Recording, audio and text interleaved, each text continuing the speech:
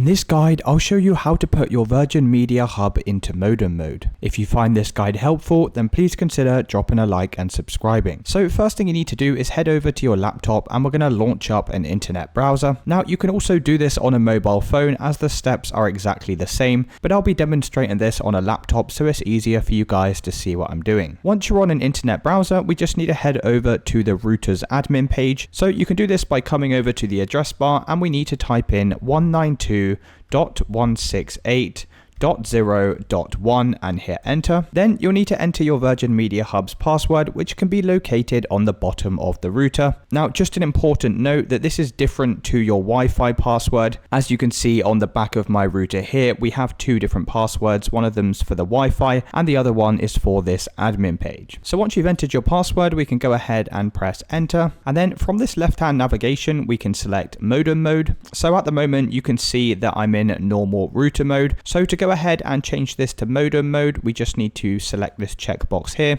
and then we can press apply changes. And it's as simple as that, guys. If you did want to switch back to router mode, then you'll just need to make sure your device is connected to an Ethernet cable, and then we can head over to an internet browser and this time type in 192.168.100.1 and go ahead and press enter. Alternatively, you can get back to router mode just by performing a factory reset of the router, and you can do this by coming over to the bottom of the device and you'll see at the bottom down here we have this reset button. So you just need to go ahead and get like a paper clip or a pencil or something quite small and to insert it into this hole here, and you just need to hold down this button for approximately 60 seconds and that's going to go ahead and reset your router back to its factory settings. And that's it, guys. That's how you switch to modem mode on your Virgin Media router.